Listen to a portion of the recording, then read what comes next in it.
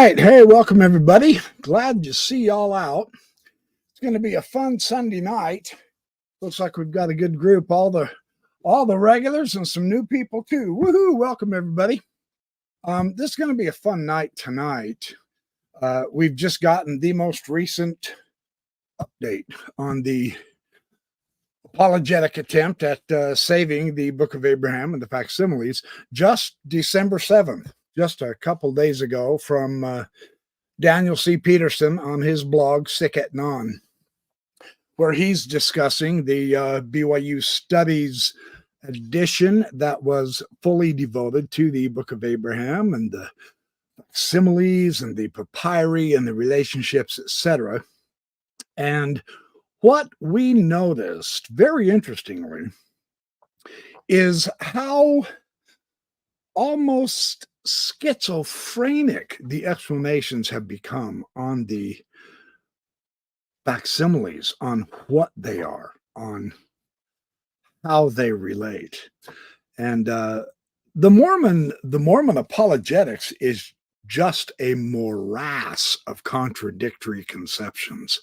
It really is. I mean, we go from the sublime to the ridiculous tonight. They've lost the war. They can't admit it. And of course, we all know the reason why, because once you let the Book of Abraham go, then you have no basis for keeping the Book of Mormon either. It's all based on the same paradigm of translating some kind of an ancient Egyptian language, right? So there are some who have to cling to this Book of Abraham thing, no matter how ridiculous their theories get. And we've got some real interesting ideas to share tonight. They have gotten to the point, we know now, the way they're writing in their defense, we know now that they are guessing. They're clueless. They don't know. And so, of course, they are projecting their own ignorance onto everybody else so that they can say, well, none of us really know. And so we have to use caution before declaring anything affirmative. Well, that's the exact opposite of Joseph Smith and the early Mormon leaders, who knew exactly where this stuff came from. And they knew its exact relationship to everybody important in antiquity.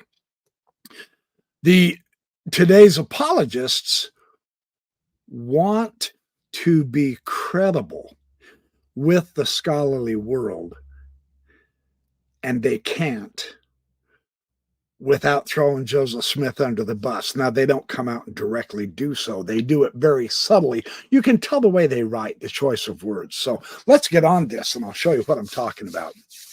This is really fascinating. Yes, it's very similar to the horses a tape here. Hey, Rebecca Biblioteca, good to see you, dear.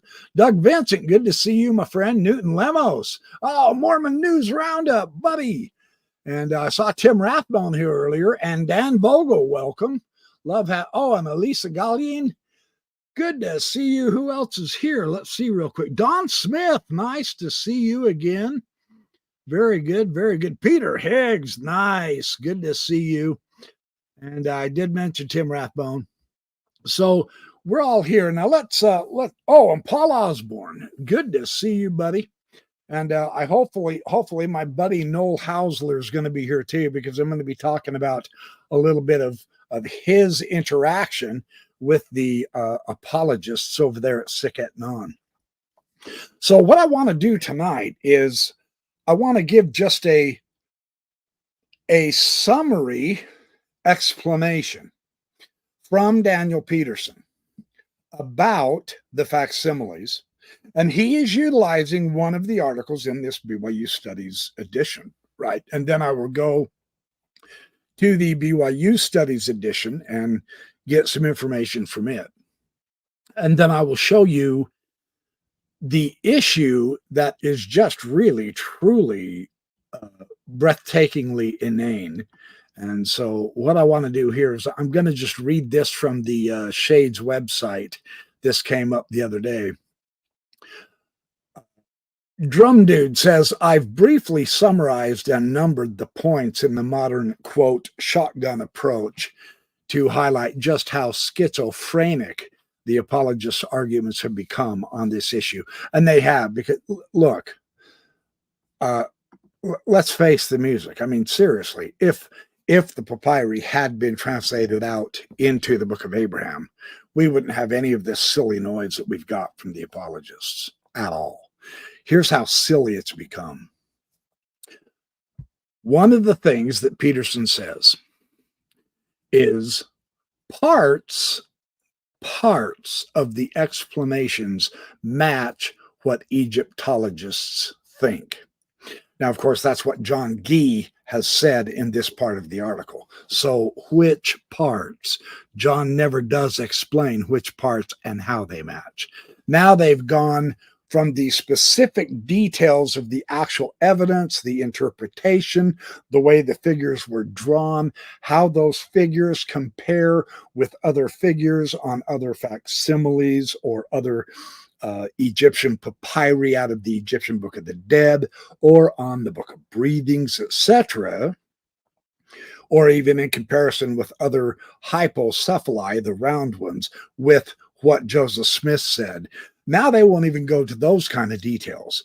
Now they've generalized so far away that it's all just blasé generality, boring, non-evidence at all. So another one of the points is, taken as a whole, the facsimiles don't match Joseph Smith's explanations.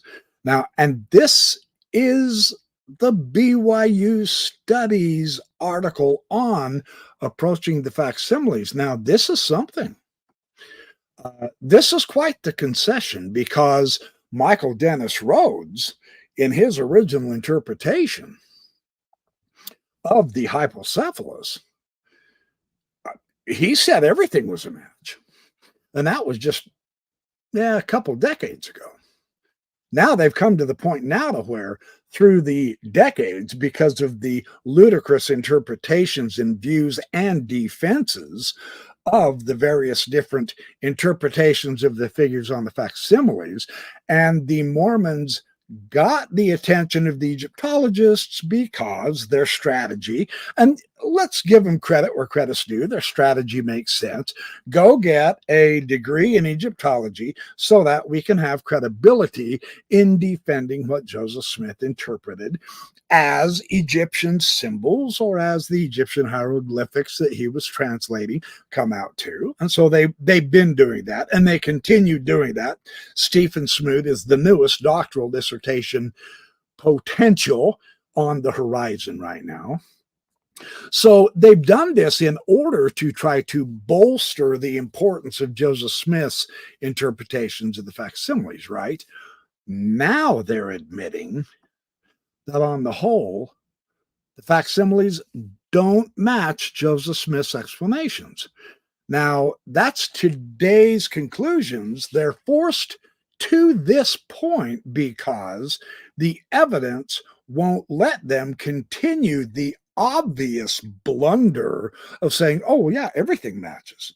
It's all good. Joseph Smith's a true prophet. He actually did, and he was able to translate this stuff correctly.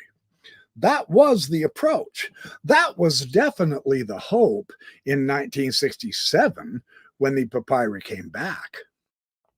The Mormons in 1967 were very, very excited to go get the Egyptologists and say, hey, let's take a look at this. You translate this because this is going to confirm Joseph Smith. And when it didn't, that's when all chaos broke loose. And they haven't gotten out of the chaos yet. It has not improved in favor of Joseph Smith since 1967. It has steadily degenerated downhill until they are at the bottom in the mud pit, and the mud has overcome their head. They're completely submerged in the muck right now. They can't save it. So another point that Peterson summarizes, now he hastens to add in his on his blog, in his Sic et Non blog, he said, now listen, I'm not presenting the evidence. That's in the BYU Studies edition. I'm going to do my best to give you a credible and realistic view of all of the conclusions that we have come to in our study of the facsimiles in the Book of Abraham and the papyri, etc. So these are just basically bullet points for the conclusions of the entire volume of the BYU Studies edition. And number 2 is a whopper. Taken as a whole, the facsimiles don't match Joseph Smith's explanations. Now, that's going to be news to a lot of Mormons, isn't it? Very interesting, because that's not what you hear him saying at all. So the third thing, in many instances, Joseph's explanations accurately reflect Egyptian and Semitic concepts. That's inevitable since, the idea of deification, we know that's all over in antiquity, in many of the ancient pagan cultures as well. So, that's not that big a deal. The other point, we don't know what to compare the facsimiles to. Now, this is amusing in so many regards. And this is John Gee's approach. Again, they're forced to play this card because we know the Mormons don't know, because the comparison didn't work out in their favor. Comparing scenes like facsimile number 3 in the Book of Breathings with other scenes in other Book of Breathings just does not give us Joseph Smith's view at all. And comparing Joseph Smith's hypocephalus with 158 other hypocephali, which Thomas Mekis has done, the hypocephalus, an ancient Egyptian funerary amulet, and he is very much aware of John Gee's work and of Hugh Nibley's and Joseph Smith's interpretations, and he entirely disagrees with all of it. So we do know that the Egyptologists know what kind of documents the facsimiles are, whether from the Book of the Dead or whether they're from the Book of the Breathings, or whether they came out from underneath one of the heads of the mummies. Sometimes they folded the arms over their chest and the Book of Breathings was put under their arms, etc. Well, we've had plenty of Egyptological practice now comparing all of the scenes, and we know exactly where they belong. It's the Mormons who don't like the conclusion of what these facsimiles show, and so they have to muddy up the water. They have to say, well, we don't know. There's all kinds of really wild, weird, crazy comparisons, and all of that, all of the noise that John Gee has been producing, and now Kerry Mulstein, and now Stephen Smoot's in on it with John Thompson also in this BYU Studies. They're all claiming ignorance in the hopes of saying, since we don't have a final answer, there's still room for faith. See, this is now their method of operation. And Daniel Peterson is summarizing it up very good for us here. So no, the Mormons don't know, but the rest of the world does. You see, the Mormons, what an about face. For real. The Mormons were absolutely 100% sure they knew in Joseph Smith's day, right? Today, it's switched. Now the Mormons don't know anything. And so we've got to keep studying. We've got to keep looking. We've got to keep comparing, you see. What a switcheroo, simply because the evidence has forced them to this. You see, have faith in Joseph Smith's translations doesn't hold water. Because the scholars today at BYU who are studying this papyri in the Book of Abraham, they can't declare they have faith. They have to go with the evidence because They went and got their PhDs in Egyptology. They know the proper scholarly method. So they have to follow that protocol. So what they do is they come back to the Mormons now that they've seen the Egyptology absolutely destroyed the Book of Abraham and the relationship of the papyri and the translation of the Book of Abraham. The Mormon scholars, I'm going to put that in quote, they're actually apologists masquerading as PhD holding scholars. They do not hold to the high standards of scholarship, as I'll show you tonight. I show you every time I do this subject, as far as that goes. But they're forced. So when it comes to the Mormons, now they have to plead ignorance, not certainty. The evidence has literally forced them into that closet. So this is fascinating. This is fascinating how this works. So we don't know what to compare the facsimiles to. They do, they just don't want to admit it. We absolutely know what to compare them to, all the other similar facsimiles and what they represent. So another point that they make is Joseph could have given an interpretation that ancient Egyptians held. Now, Joseph could have given an interpretation that ancient Egyptians held. Notice how they're fudging here. Now, you have to be up on the subject a little bit. Let me show you how they're fudging. I've got the evidence right in my hands. Interestingly, in the explanations of the facsimile number 2, right? Here is what Joseph Smith said. And it's right off the very first one, figure number 1, the Kolob figure. The first creation nearest to the celestial of the residence of God is first in government, pertaining to the measurement of time. According to celestial time, 1 cubit symbolizes 1 day, etc. 1 day in Kolob is equal to 1,000 years, according to the measurement of this earth, which is called by the Egyptians Yah-O-A.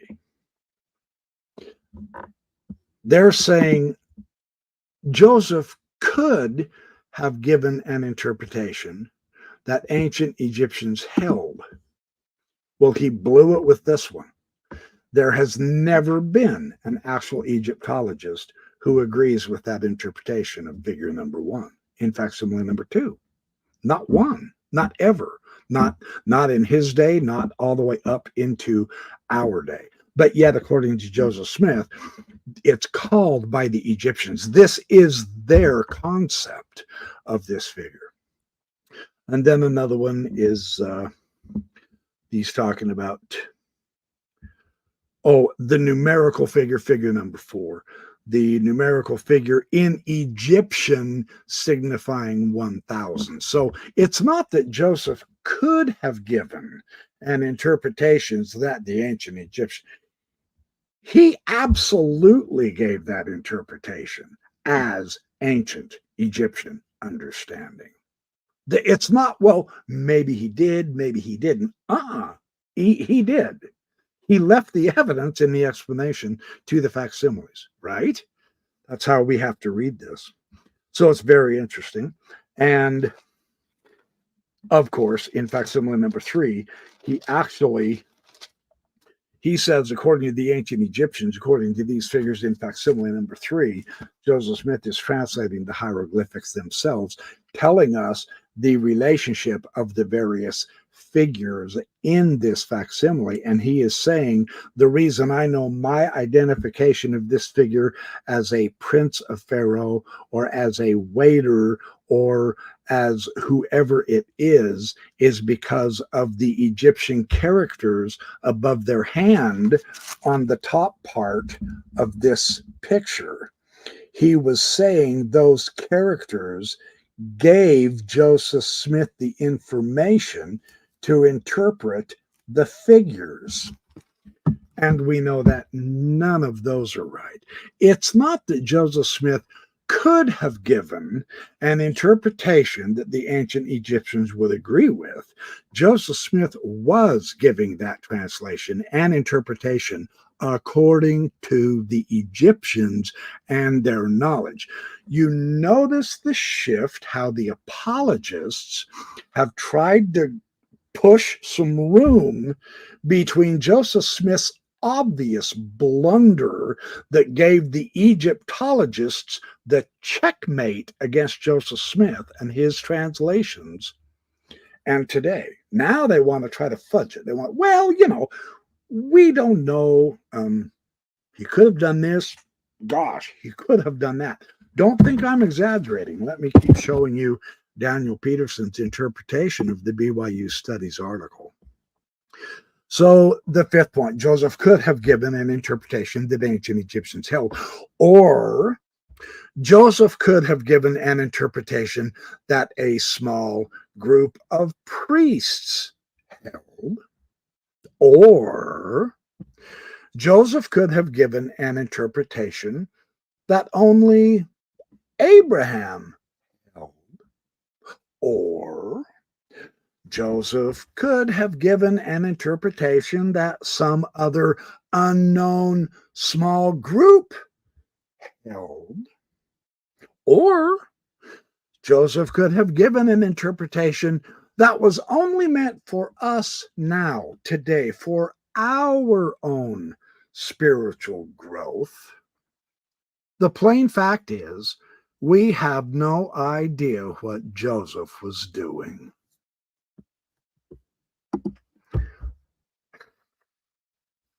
Now,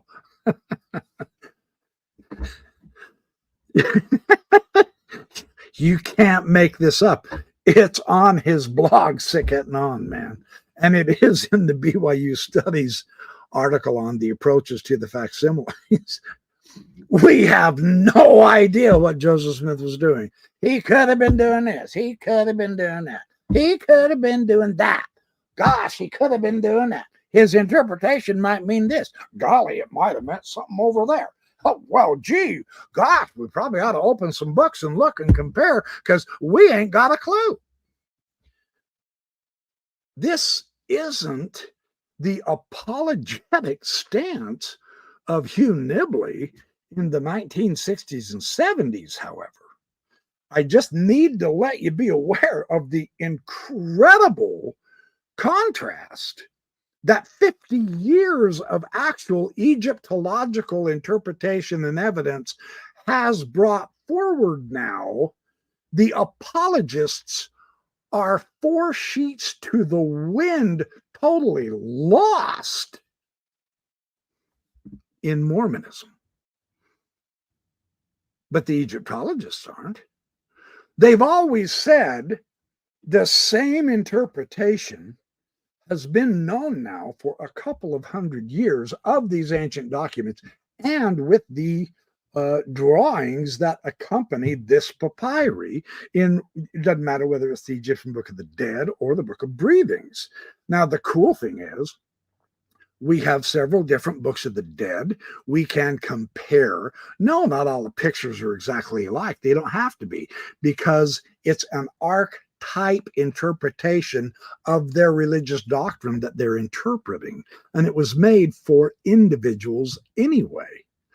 And so whether it's a Book of Breathings, we've got comparisons of a lot of the pictures and photographs of what they were drawn to include with the books of breathings, and every one of them are discussing within the concept of the ancient Egyptian religion what these did mean to the ancient Egyptians, and Joseph Smith missed the mark. The evidence is so absolutely overwhelming that the Egyptologists within BYU Mormonism now are virtually forced to admit ignorance. Yet they do know. They just don't want to tell us because it'll cost them their jobs. That's the bottom line. I know that gets real cynical, doesn't it? But that's how it is. Hey, Moksha Raver. Hey, Patty Cake. Good to see you here too. Dan Vogel has a good point. It's sad to see the apologists bend themselves into pretzel apologetics, pretzel logic. That's spot on. Thanks for that comment, Dan, because that is what we're seeing here. They're the ones that are confused. And yet they then have to turn around. And Steve Smoot made a big deal about this again just recently. It's a resurgence of one of Nibley's earlier arguments when he was talking with Klaus Baer and he was learning Egyptian.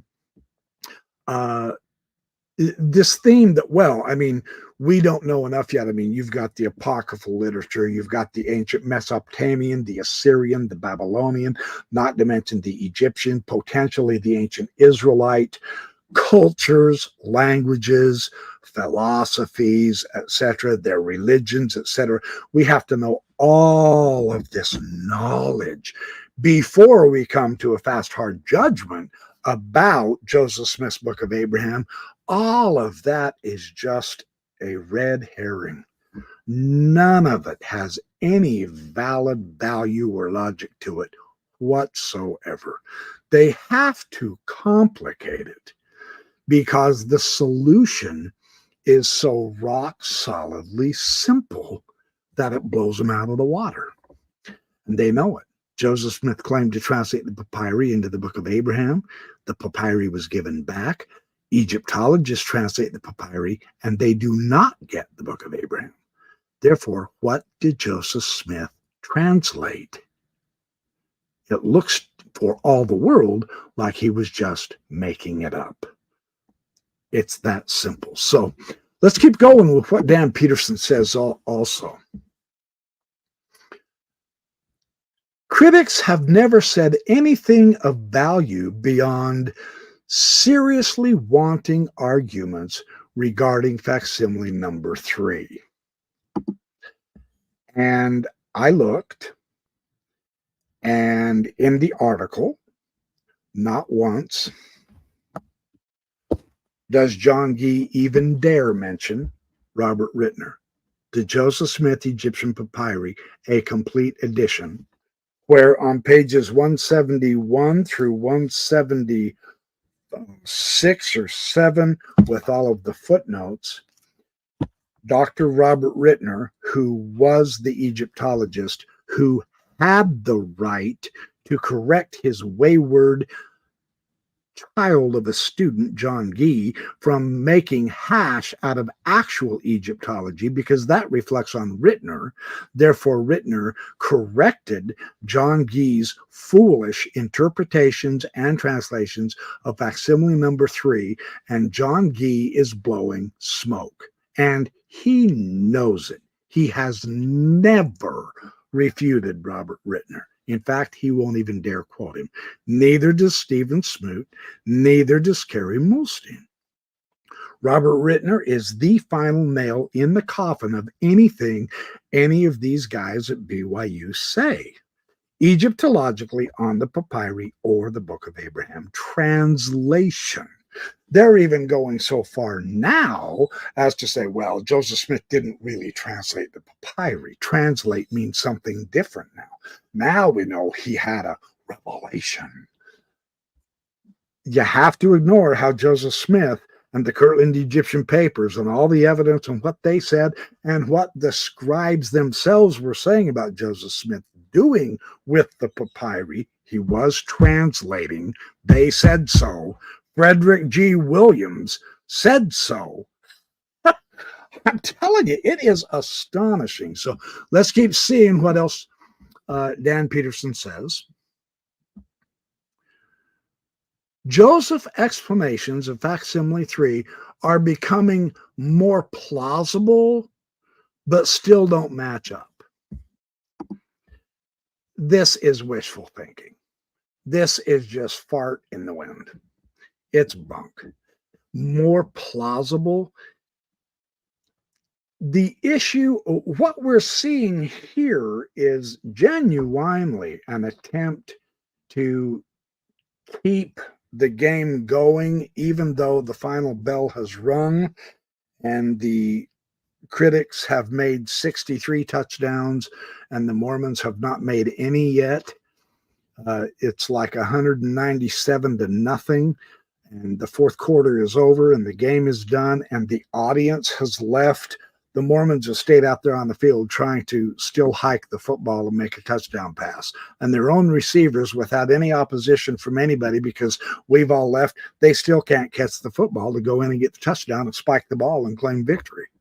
That's how bad this is. I'm not exaggerating. Well, thank you, Steve Acosta. Thank you very much. Appreciate that. Hey, Landon, good to see you, brother. Hot dog, you're here too. Boy, fantastic. So this theme that Joseph's explanations are becoming more plausible but still don't match up. No, they are not. They are not becoming more plausible. Robert Rittner, in his fantastic 13-hour discussion, which I did listen to again just recently. This is like the 5th time through that amazing interview. Robert Rittner doesn't say anything close to that. He says, fundamentally, nothing's right.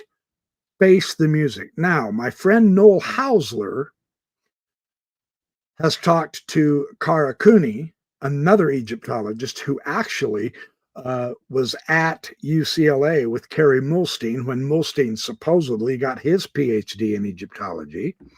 And she vehemently disagrees with everything Kerry Mulstein's writing. She says, this guy is not doing real Egyptology. What he's doing is he got a degree so that he could go tell the faithful Mormons, hey, everything's cool. Joseph Smith got things right. We're in the ball game. That's fundamentally false. Thomas Mekas, who is a genuine Egyptologist, has also disagreed with a lot of the interpretations of the hypocephalus of Joseph Smith. In fact, all of them, more or less.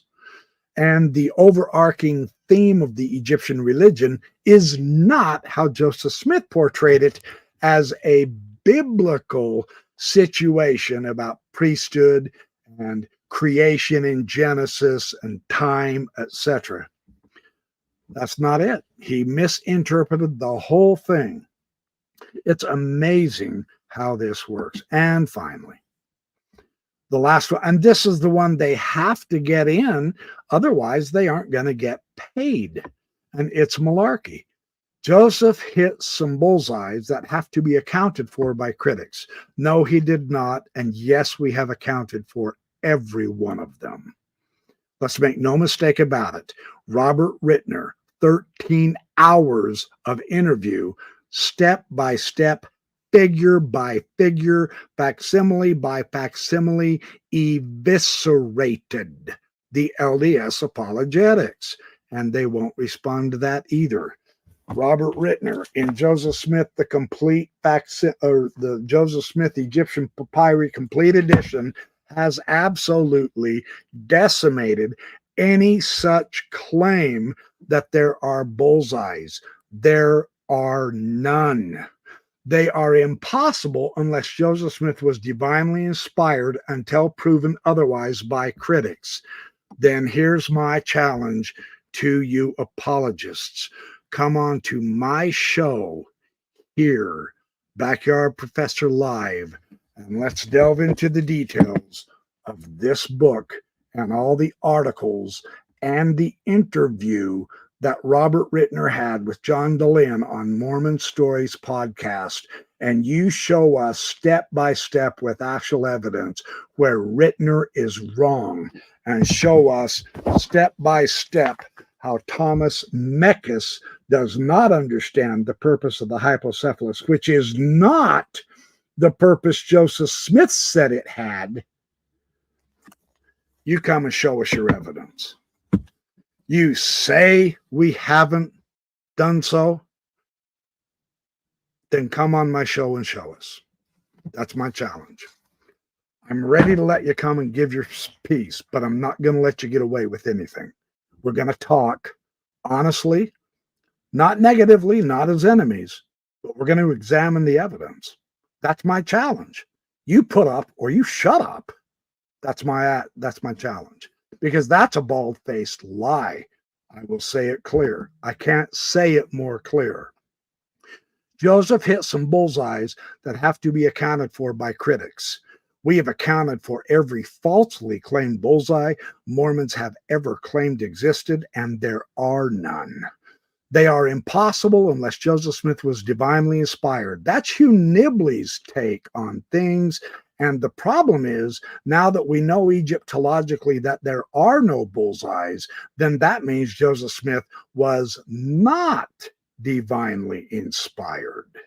Unless proven otherwise by critics, why are you ignoring the most powerful Egyptologists today then? Lanny Bell, Kara Cooney, Robert Rittner, Thomas Mekas, and many others.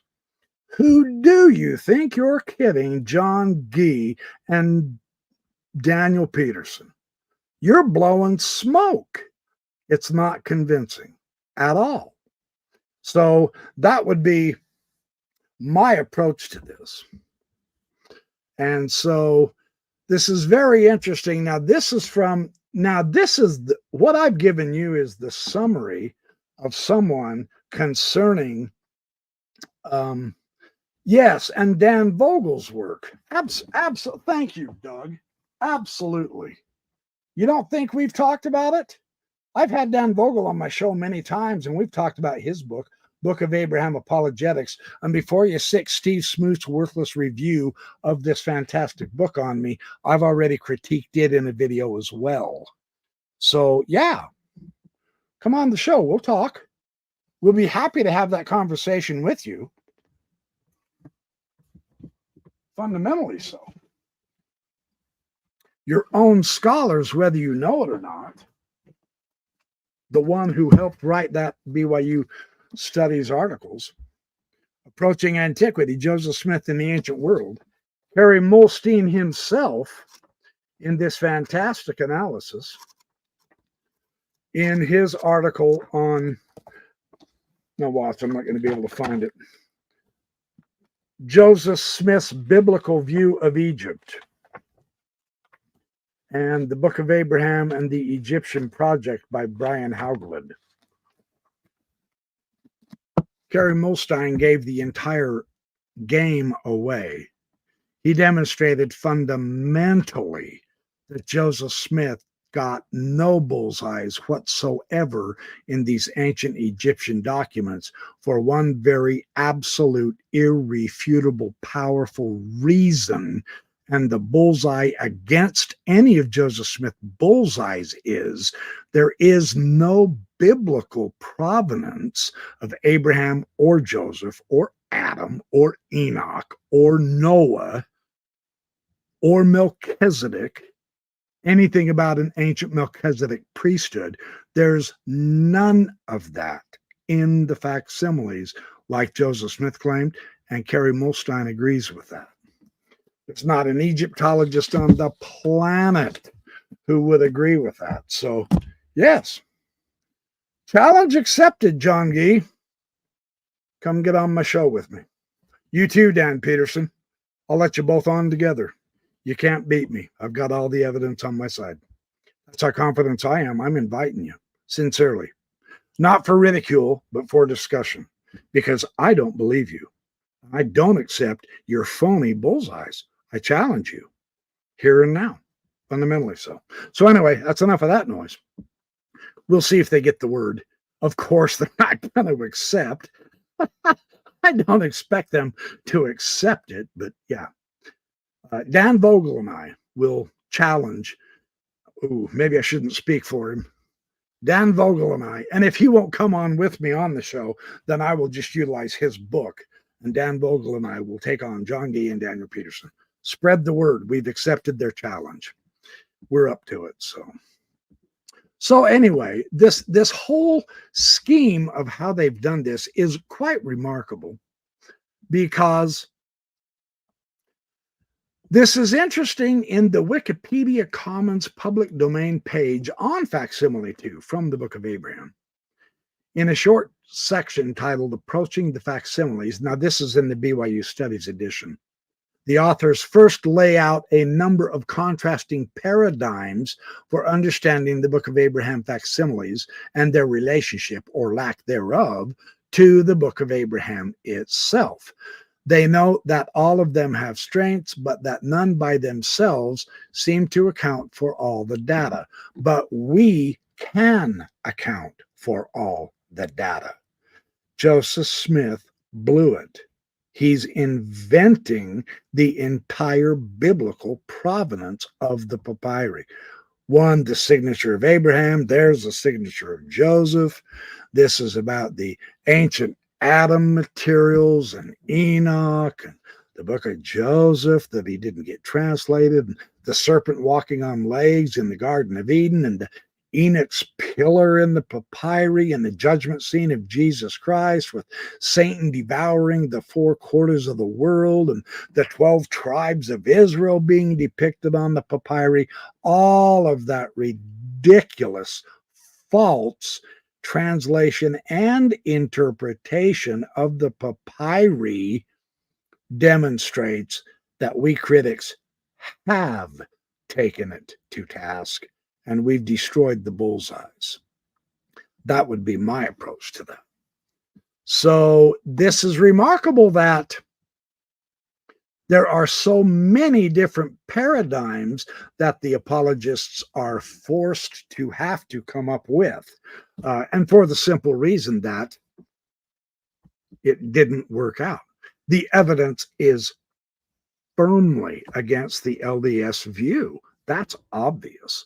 Otherwise, they wouldn't come up with all of these ad hoc, phony excuses trying to save Joseph Smith. We wouldn't have any of that if he would have been a true prophet who actually translated the Egyptian correctly in the first place. That the apologists have to come up with so many different contradictory conceptions demonstrates that Joseph Smith didn't get it right. One of the best books for that, even though John Gee twitted it to death but never actually refuted it, is John Larson's book, By His Own Hand Upon Papyrus. He shows how many different various variegated, silly, contradictory theories the Mormons have had to come up with in order to try to save Joseph Smith. And none of them have. None of them can. So that's quite an interesting situation. So let me go on. Whichever one of the paradigms adopts, it seems clear that Joseph Smith's explanations of the facsimiles were original to himself. None of the explanation appear next to the illustrations on the papyri he possessed. Now, isn't this an interesting concession?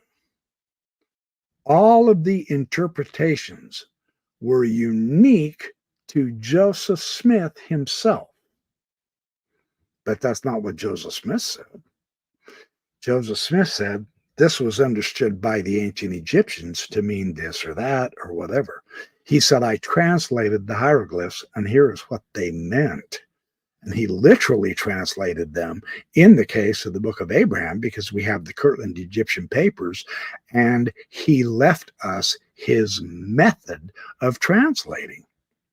So to say it's unique to Joseph Smith is a fascinating come down from the real truth from Joseph Smith. Whichever paradigm one adopts, there are aspects of these explanations that match what Egyptologists say they mean. Some of them are quite compelling. Then why not list which ones? Because I don't believe this. I don't believe this. I say that's a bald-faced lie. I can't find any Egyptologists, you guys. I talked to Thomas Mekas. I talked to Noel Hausler, who knows Thomas really good. He talks to Kara Cooney out of UCLA. Robert Rittner spilled every bit of his knowledge in those interviews with John Dehlin. Nobody says this except the Mormons. They're blowing smoke. That's a bald-faced lie. It's too bad I have to take that route, but I don't believe this. Aspects that match? No, there aren't. There are no aspects that match. None. Robert Rittner went piece by piece, figure by figure through facsimile number 1, 2, and 3 in 13 hours and showed that is a bald-faced lie. And I do notice that this does not refer to Robert Rittner either. Isn't it interesting that now that Rittner is dead, they think they can just say whatever suits their purpose because they're not after the Egyptological truth or even the real truth of this issue that Joseph Smith was just making stuff up as he went along in order to enhance his own credibility. They're trying to keep their jobs by saying what the brethren want them to say and coming to faith-promoting conclusions. I don't want faith. I want knowledge. I want truth. Your faith is leading you to directly contradict the evidence and the actual knowledge in so many cases. And this is one of them. And I'm calling you out on it. I don't believe you. You're just wrong. As we look at the entirety of any of the facsimiles, an Egyptological interpretation does not match what Joseph Smith said about them. So why do you think maybe one or two odd little single items makes any difference whatsoever? Robert Rittner also destroyed your methodology in doing it that way. This cherry-picking attitude, Robert Rittner absolutely wiped you out, and you refused to acknowledge it and move forward into a more truthful methodology and a better way to find actual knowledge. No, you're still doing the faith-promoting tap dancing that convinces no one except those who are already believers. How many Egyptologists have been baptized into Mormonism based on your phony, fake, faithful knowledge? I think I can predict. So anyway, this is complicated by the fact that even though not all of Joseph Smith's explanations of the facsimiles in their entirety agree with how modern Egyptologists understand these illustrations, in many instances, they do accurately reflect Egyptian and Semitic contexts. Quoting Kerry Mulstein, really? Well, why don't you present them to the Egyptologists at their conferences instead of BYU Hawaii and BYU Idaho then, Kerry? Why don't you share it with the actual Egyptologists who know? We all understand why you won't. You're not fooling us one moment. So there is that. In other words, this is pap and pablum. Yes. Despite some important advances in scholarship, we still do not entirely know to what we really should compare the facsimiles. Now, this is John Gee. Of course you do. You know dang good and well what to compare them to. You just don't like the answer to where the evidence leads. So you're muddying up the water. I don't believe your method is valid, John Gee. And in fact, I have Egyptologists who've said so. You're not doing Egyptological work when you write pap and pablum like this. You're doing apologetic stuff. And I'm not impressed with apologetics because apologetics is not about the truth. Look, you're not fooling us anymore. We all get it. Apologetics has nothing to do with the actual state of ancient Egyptological knowledge or the ancient Egyptian religion or culture or whatever. We get it. You can quit dinking around and come up to snuff, except that you can't. You're stuck. The church owns you. You are church broke. Yeah, you're one of their lapdogs.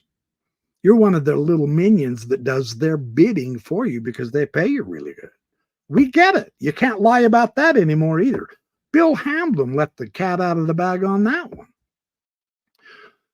So this is the state of affairs. It's so shoddy for the apologists that I don't feel sorry for them. They're getting well paid. They're getting well remunerated for spreading a false faith and phony knowledge. They think it's okay. They'll be forgiven in the next life. Good job. Keep the faith up, buddy. So, while we can make a pretty good case for the idea that some Egyptians could have viewed facsimile 1 the way Joseph Smith presents it, we are still not sure that is the methodology we should be employing. I call bunk on that too. You can't make any case of any kind whatsoever that Egyptians viewed facsimile 1 the way Joseph Smith said. You prove it with in context knowledge. We know all about your manipulating the evidence to pretend there was human sacrifice. Anciently, Robert Rittner eviscerated you, both John Gee and Kerry Mulstein, in his interview with John Dehlin. He destroyed your shabby scholarship. There was no human sacrifice. Execration texts do not demonstrate human sacrifice. He also showed it in here.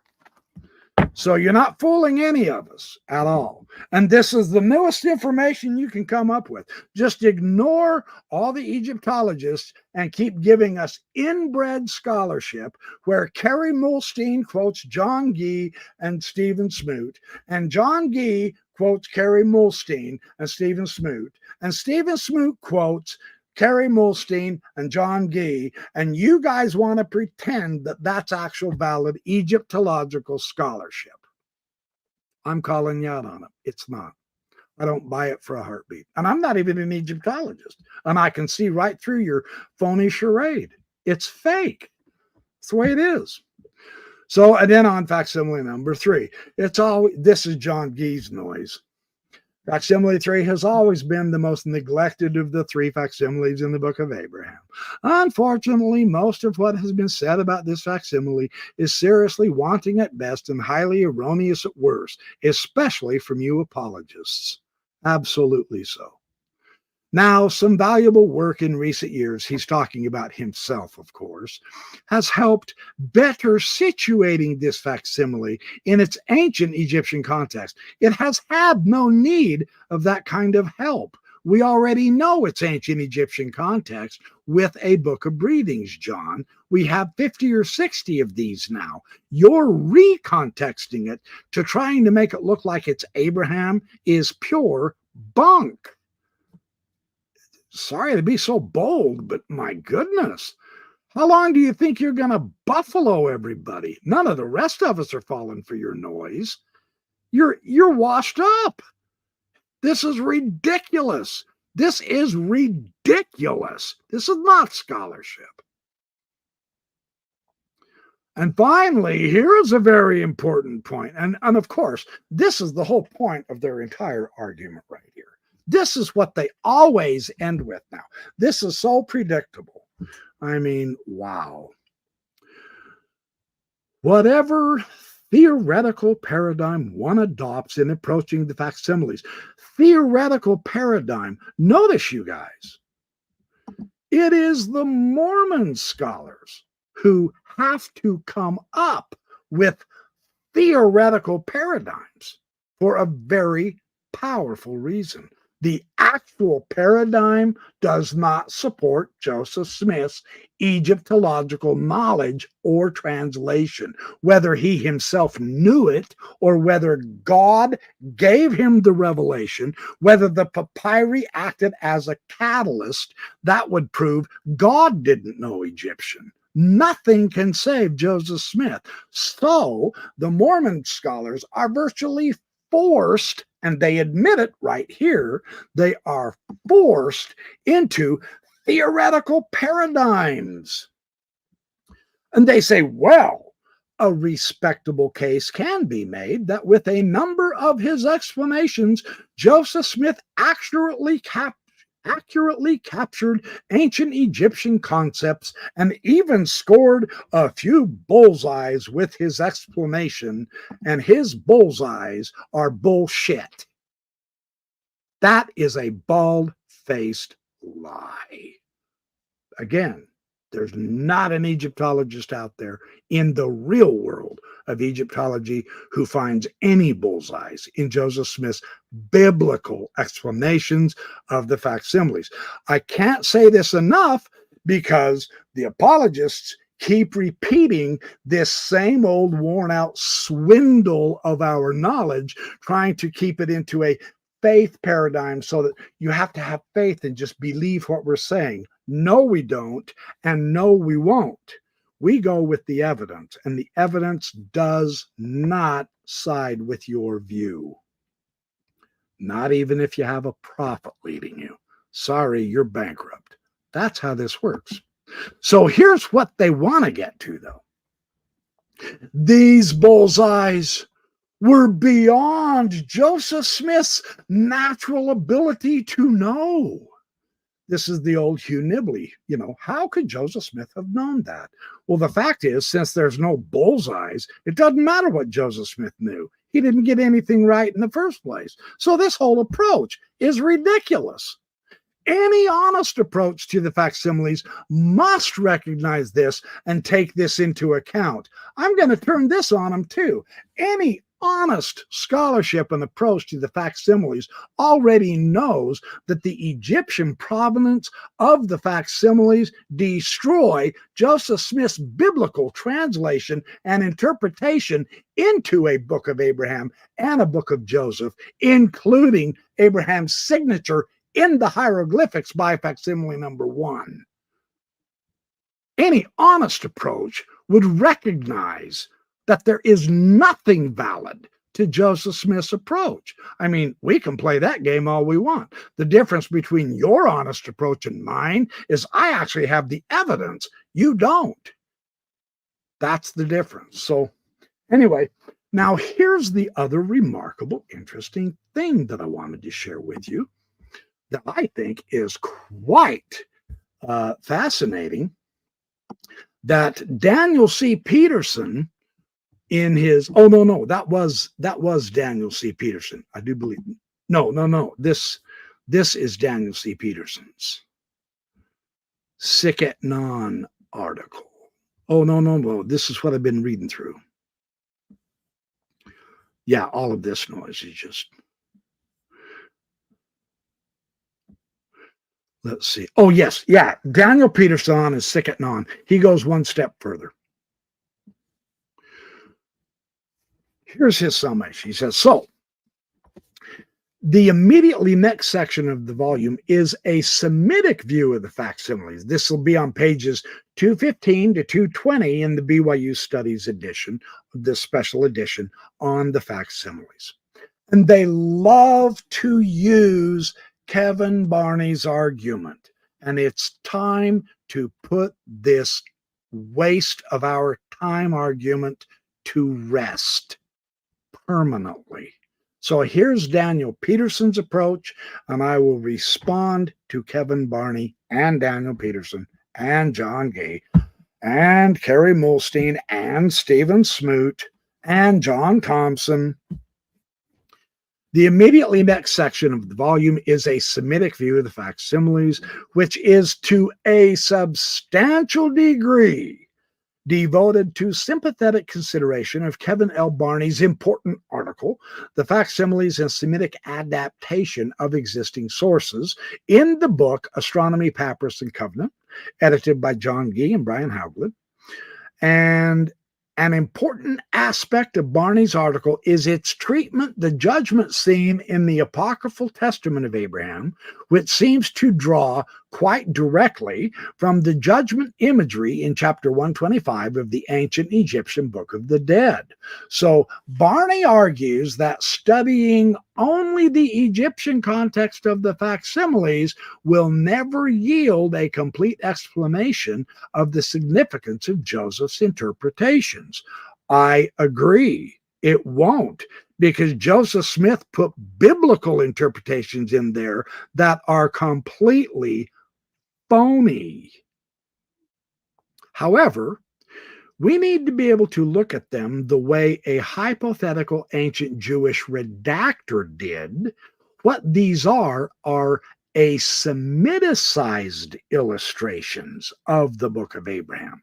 So when we look at the facsimiles as a Jewish person drew them, our vision gains clarity, and the facsimiles and Joseph Smith's interpretations come into focus. So they say there is much to discuss and consider when it comes to the interpretation of the facsimiles of the book of Abraham, and Barney's theory, while perhaps not definitive, it's not even valuable, it's complete bunk, as I am about to show you, is valuable and attractive. No, it is not.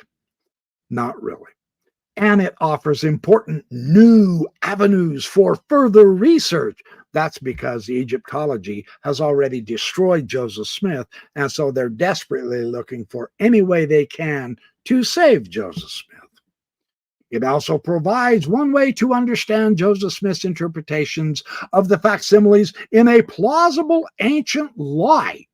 Quoting Carrie Mulstein, bunk. It does no such thing. Not at all. And so here is where my own research, yes, I get to tout my own horn because nobody else has done this. I did do this, and I aim on straightening this whole mess out immediately. And what happens is this. I did a long paper on the by his own hand upon papyrus a few years back. I never got it published because, of course, it's not publishable, but my research demonstrates something seriously, significantly problematic with Kevin Barney's approach, as well as Carrie Mulstein's, John Gee's, Dan Peterson's, and all of them anyway. So Kevin Barney, now this, let me just, I'm going to have to do just a little bit of reading, so just bear with me here. I want to make sure I get Kevin Barney's argument correct, because there is no reason to twist or cherry pick anything Kevin says. Let's just go straight to the core. Barney sums up well in his article the logical place to start. On the background and the primary evidence, in Joseph Smith's day, the Bishop Spalding in 1912, so-called assumptions were not incorrect at all. 1912, the Reverend Spalding got 8 of the world's best scholars and Egyptologists. They all declared Joseph Smith translations are false. Okay, so this is what Kevin Barney points to show us what the assumptions are. And this is so critical. Barney says that the Mormons of 1912 accepted the assumptions which Spalding labored under at the time. And that's what caught attention to his attack against the Book of Abraham. Here are the assumptions. Here's what Kevin Barney says Mormons were assuming about Joseph Smith and the Book of Abraham in 1912. So here was what the Mormons thought. Barney says the papyrus from which the Book of Abraham was taken was an original autograph of Abraham, and it was penned by the great patriarch himself. That is, Abraham's own hand physically touched that very papyri that we have now, and that came into Joseph Smith's possession, as opposed to the papyrus being a later copy of a text written by Abraham. The assumption is the papyri was literally in Abraham's hand, and he wrote it. That's what the Mormons thought in 1912. Now, where would they get that assumption? There's only one man, the man who translated the papyri, Joseph Smith. He told them that. In fact, he showed them the signature of Abraham on the papyri. He's where they got their information from. So Kevin Barney is saying Joseph Smith's knowledge of the ancient Egyptian papyri is an assumption that the Mormons wrongly accepted. So that when Spalding came forward with the scholars, what the scholars in 1912 did was they refuted the assumptions that the Mormons had. Yet they did get it from Joseph Smith. So they were refuting Joseph Smith. That's the point. The second idea, we have to literally ignore everything Joseph Smith said and wrote about the papyri, about his translation, about him supposedly, if I were an Egyptian, I would say Enish, go Ondosh, Yah-O-A, and all of that jazz about the eclipse of the sun and the moon and all that noise to the Green Mountain Boys. Joseph Smith took it literally. He really did believe he knew the Egyptian and he was teaching it. And he really did believe he was translating literal hieroglyphs that Abraham himself penned, and he had his signature. That is Joseph Smith's understanding. Kevin Barney wants to downgrade that to a mere assumption. Okay? So the second point that Kevin Barney says is the papyri from which the facsimiles were taken were part and parcel with the Book of Abraham, and similarly autographic documents. That is, they were drawn by Abraham's own hand. That is what Spalding was arguing against. Kevin Barney is saying, but that was just an assumption of the Mormons, so Spalding's argument is worthless because all he is doing is refuting an assumption. But what Barney doesn't say is the Mormons acquired that assumption from Joseph Smith himself, because that's what Joseph Smith believed. The papyri were 4,000 years old. They were written by Abraham. One of them actually pointed out to the audience that came to see the mummies. They pointed to the hieroglyphs on the papyri and they said, see this one here? Joseph of Egypt, that's his book. He had better handwriting than Abraham did. And they were comparing the hieroglyphs and they were identifying that Joseph wrote those and Abraham wrote these, and Joseph had the better handwriting. They were literally believing what Joseph Smith told them about the provenance of the papyri, written by his own hand upon papyri. Abraham wasn't the only one. Joseph also did that. Okay, that's very important to show Barney's argument is worthless. Barney next says, since all of these papyri had been written by Abraham himself, it necessarily follows, since the papyri was written by Abraham, that Abraham originally composed them in the Egyptian language. Yes, it does. Kevin Barney is trying to give us a reductio absurdum, but it backfires. And the reason it backfires is because what Kevin is calling assumptions is what Joseph Smith taught the Mormons who were following him in his day.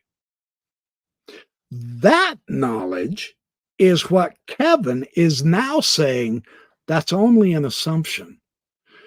Spalding was refuting an assumption, but Joseph Smith claimed that's what he knew. You see the problem? He has to change what Joseph Smith said in order to save Joseph Smith, because Joseph Smith's knowledge about the provenance of the papyri is wrong. But you have to not let Joseph Smith tell us.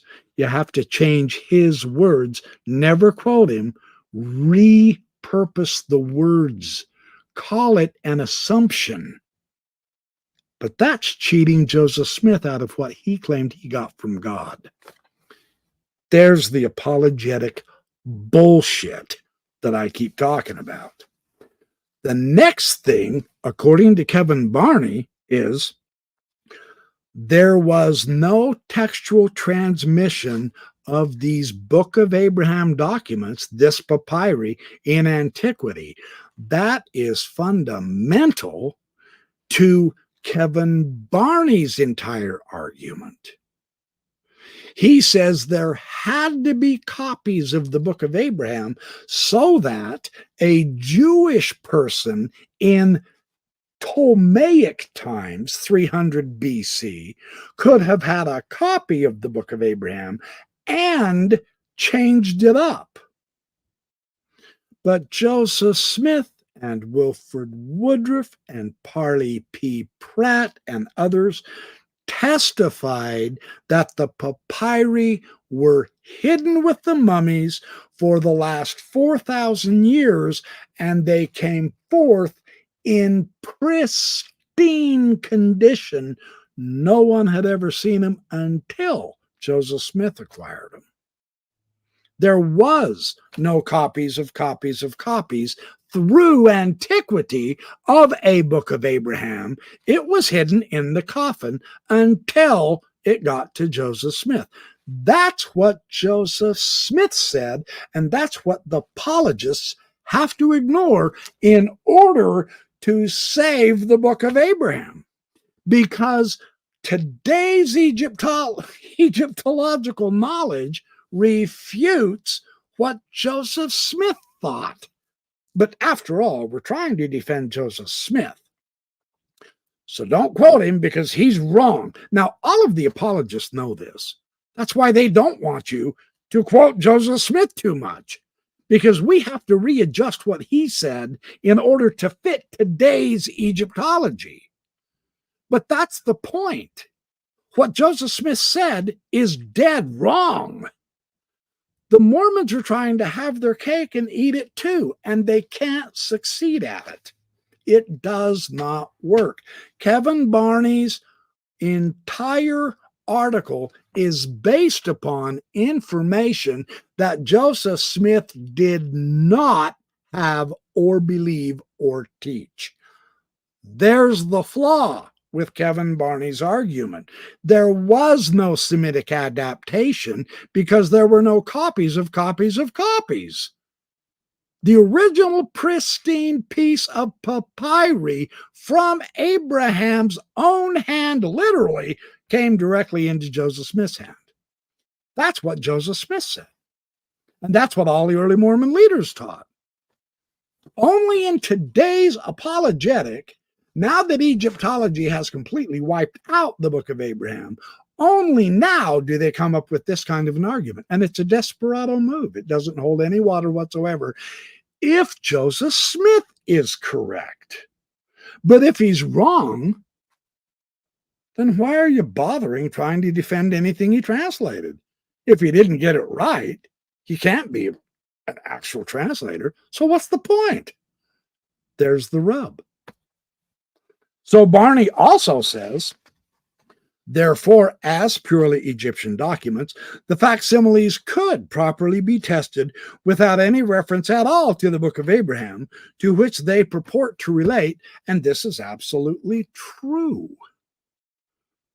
You don't need the Book of Abraham at all to test Joseph Smith's interpretations of the facsimiles. You compare it to other like Egyptian documents out of the Book of Breathings and out of the Egyptian Book of the Dead, of course.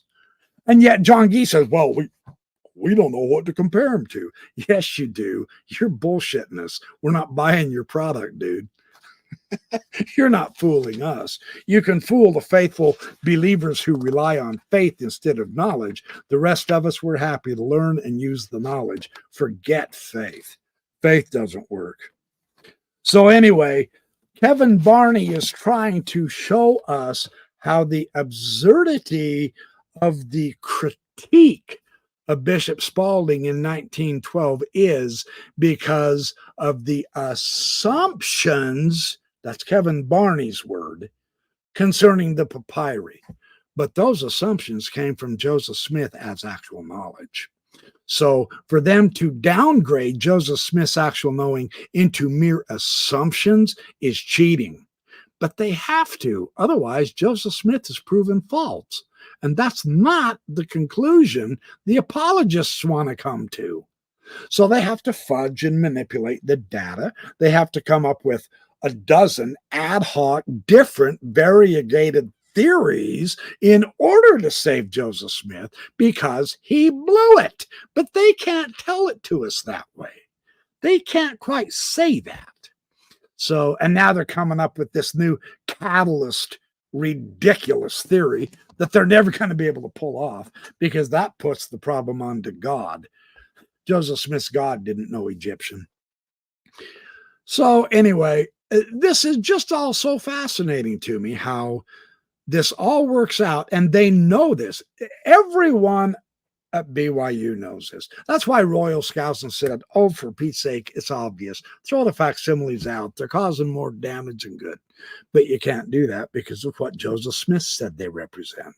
If you did that, you have to get rid of all of Joseph Smith's translations and revelations.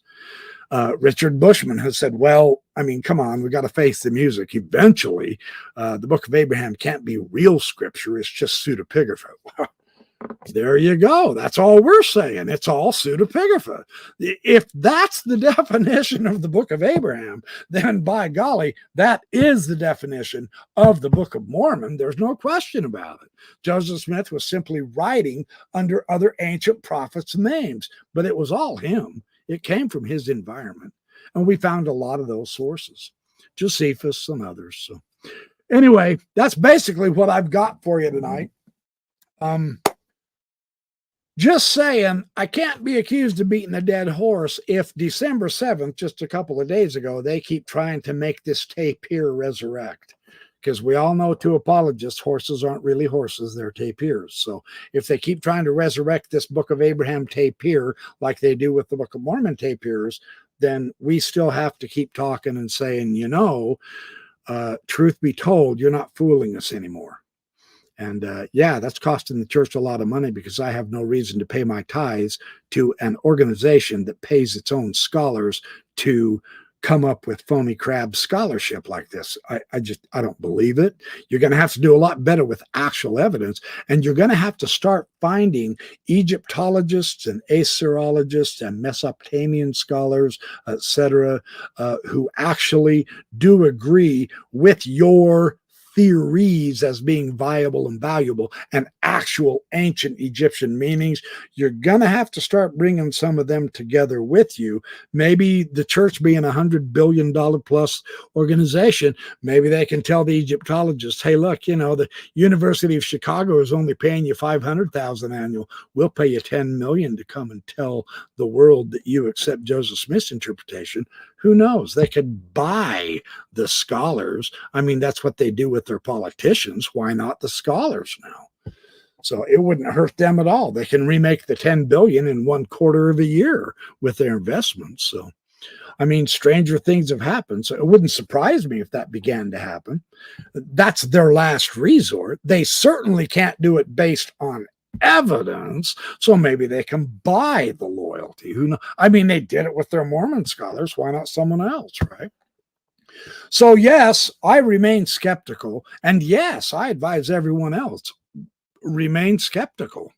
Truly. So anyway, thanks for coming on the show. Thanks for watching. Appreciate everybody. I haven't said hi to all of you. Sean Joyce, Patty Cake, Doug Vincent. Looks like you're all here. Peter Higgs. Howie Rourke, good to see you and meet you.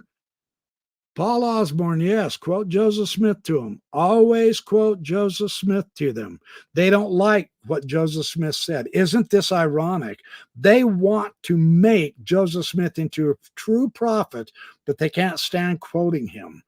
Isn't that crazy? We're the ones defending Joseph Smith's statements. The apologists are the one throwing him under the bus. Now, can it get any wackier than that? That is blitzoid lunatic. And yet that's the state of the fair. We quote Joseph Smith to them. They're supposed to be knowing this stuff. And if they do find the quote of Joseph Smith and it doesn't comport with modern Egyptological information, they will distort it, and they will distort what the eyewitnesses to the papyri say in order to save the Book of Abraham. It can't get more topsy-turvy and zany than that. It really can't. It's crazy. It's blitzoid lunatic, man. Hey, Randy Jordan. Thank you, Steve Acosta. Yeah, you are a good man, too. Good to see you here. Doug Vincent, Howie Rourke, all of you are here. Okay, Tim Rathbone. Oh, Radio Free Mormon. Yes, I agree, Radio Free Mormon. Kevin Barney is such a nice guy. That had nothing to do with his fatally flawed, utterly desperate argument for a Semitic adaptation. I would debate him on that on my show if he wants to come on and try to defend that. I would be happy to discuss it with him because I've got the evidence to show he's not right at all. So anyway, hey, Vox AI, good to see you. I don't think I've ever seen you here before. Welcome. Alan Zabriskie, good to see you too. Yes. Yeah, we do, Paul. Paul Osborne and I do go back quite a long way. So anyway, yeah, glad you came on, Randy Jordan. Good to see you again, my friend. Okay, you guys, and Dan Vogel, my pleasure, absolutely. I hope I didn't make you mad for including me in on this debate with John Gee and Dan Peterson. But if you can't show up, and it's wrong of me to invite you without your say so, I get it. That's more for rhetorical effect, but I am going to use your book, and I am going to make them toe the line with the evidence you present. I'm not going to let them distort you. I would just as soon have you on here personally so that you can keep them on track. So we'll talk about it. You know as well as I do, they'll never do that. They can't. They can't. Now, it's so ironic that if they really did have the goods, they would be jumping all over to get on YouTube programs to share the good news. But they don't. You ever wonder why? I mean, seriously, you know, it's just something to think about, Okay, you guys, I'm going to head out. Landon Brophy, thanks. Oh, and Rebecca Biblioteca. Oh, thank you. That's very kind of you. Oh, okay. I've got to go, you guys. Moksha Raver, thank you. Good to see you again, too, my friend. So have a good night. Thank you for all showing up. I will be back with more fun and goodies as time allows, and we will continue sharing the interesting information that is happening with Mormonism. So, all righty, have a good evening. I love y'all, but I gotta go. Woohoo!